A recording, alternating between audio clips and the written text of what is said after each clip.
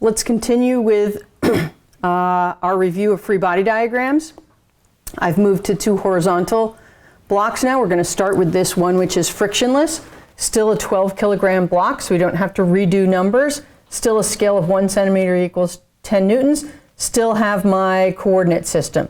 What does this free body diagram look like? I want you to take a moment, pause the video, and try and draw the free body diagram for yourself, and then come back and check. So, hopefully you have your free body diagram drawn, and hopefully it looks something like this. You recognized, oh, 12 kilograms means that we have a weight or a force of gravity equal to negative 117.6 newtons. So we put in the force of gravity equals negative 117.6 newtons. And from our previous problem where we did the sum of the forces in the y direction and realized that if we're not accelerating in the y direction, then the sum of the forces in the y direction must be 0. We therefore know that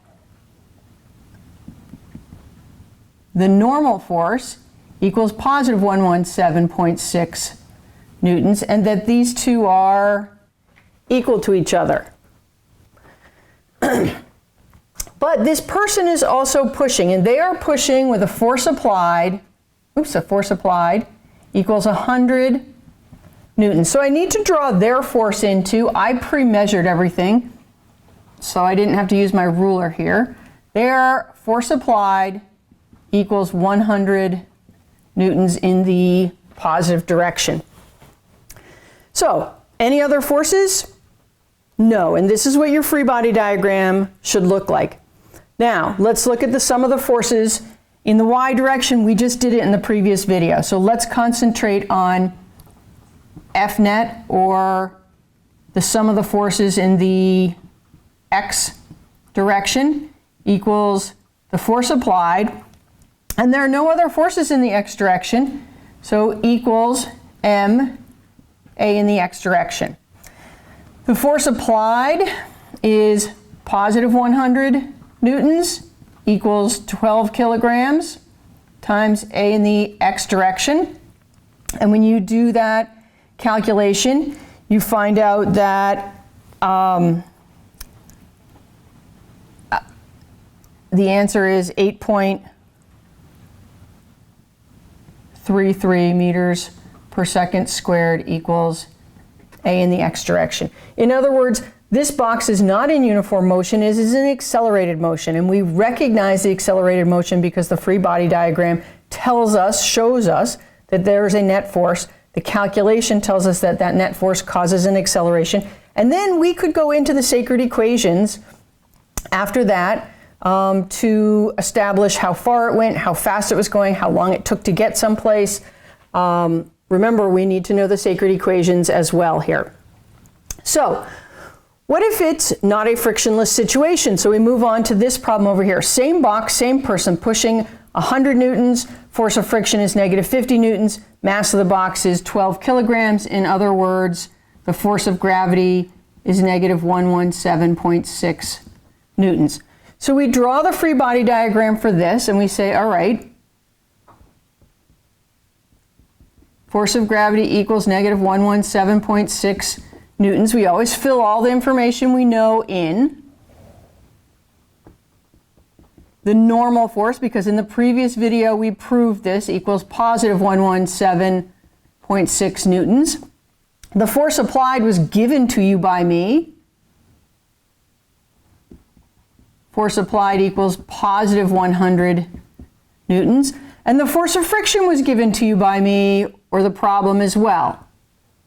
I pre-measured everything so that I would not have to measure with the ruler. And the force of friction equals negative 50 newtons. So now when we look at that picture, we say we could write out the sum of the forces in the y direction and it would equal 0. In other words, the box is not accelerating up or down. But when we look at the sum of the forces in the x direction, they are not equal to each other, and we need to consider what the sum of the forces in the x direction is. So we set up our equation. The sum of the forces in the x direction is the force applied plus the force of friction equals m, a in the x direction. Those are the only forces that we have identified in the x direction. There might be more, there might be less, but this is what's particular to this problem. And we say, well, we know some of these things. We know the force applied is positive 100 newtons plus the force of friction, which is negative 50 newtons, equals 12 kilograms times a in the x direction. And now we say there's only one unknown in this problem, and we can get down to positive 50 newtons equals 12 kilograms times a in the x direction. 50 divided by 12 is going to give us the acceleration of the box in the x direction. In other words, we know that that box is accelerating in that direction. Sometimes people draw free body diagrams not on their sketch. They would draw this free body diagram like this. I'm not going to do it to scale. I'm just going to show you. They'd put a dot separate from the picture, and they would put in the force of gravity, the normal force. In all the cases we've talked about, except for the free fall one so far, these have been equal to each other. That is not always the case. They would draw in the force applied, and they would draw in the force of friction. It's perfectly all right for you to set up the free body diagram off of the sketch of the situation if that makes it easier and more straightforward for you. Let's remember that after we find out what the net force is, then we are back into the sacred equations, those 5 equations. Remind yourself what they are. See if you can write them down right now from memory. If you can't, look them up on your index cards or look them up someplace where you wrote them down last term. They are critically important to moving forward, as well as Newton's second law, which is Newton's second law is F net divided by m gives us a, but of course we used that same equation here.